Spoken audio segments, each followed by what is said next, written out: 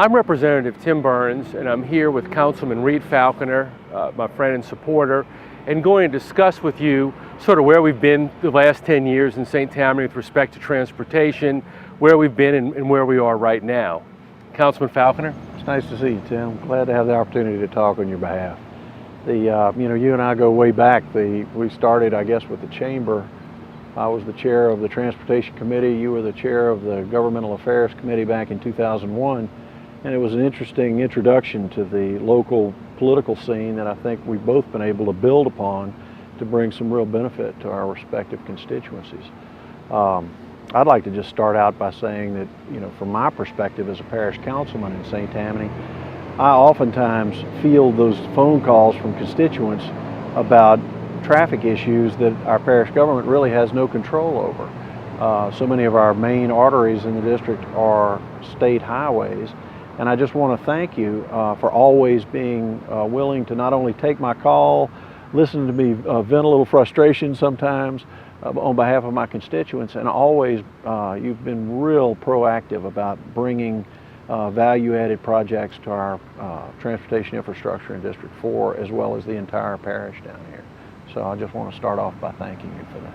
Well, you're welcome, Reid. And like you had said, when we both were back in the chamber, it was some tough days. The 190 where we're standing now, phase 3 is about ready to start to widen the Chinchuba Bridge. And I think, hopefully, this is the main artery through Mandeville will address probably at least the most serious concern that I see, right now going through Mandeville.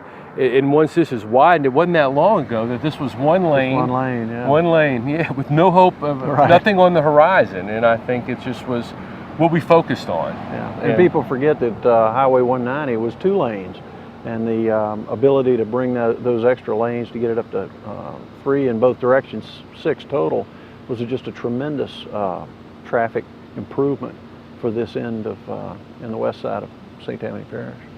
And in fact, it was interestingly enough, it might have been the St. Tammany delegation up to, the late Senator John Henkel. Sure. We went up to go see him in Baton Rouge, really the first time this had happened, and we went to go see him like, we have a problem. On behalf of the chamber. On behalf of the chamber, and we got his attention, and I remember seeing that little light in his eye when Shelby LaSalle said that the state owned the rights of ways on 190, and then the next thing you know, he goes, I might be able to help you. Right. And sure enough, within less than a year, that project was done because everybody pulled together. John Henkel put up some money, the DOTD did, the Causeway did, and local government did, and sure enough, I think it was sort of the model for getting things done for us, at least in my mind, everybody coming together. Yeah, and that's why I'm here today, is to emphasize for my constituents that we need to continue that working together between our legislative delegation and local parish government, and certainly I want to wholeheartedly endorse you for re-election, and I hope that my constituents will put you back in office and allow you to continue doing the great work that you've done for us. Okay, well, thank you very much, Reid. Sure. I want to thank my good friend and supporter, Councilman Reid Falconer, for his kind words and his support. And I'd like to continue to work with the councilman and the other council members and work on behalf of you, the voters of St. Tammany Parish, to keep improving our highways and transportation infrastructure. And thank you for giving me the opportunity to listen and let me share with you what's going on in our community. Thank you.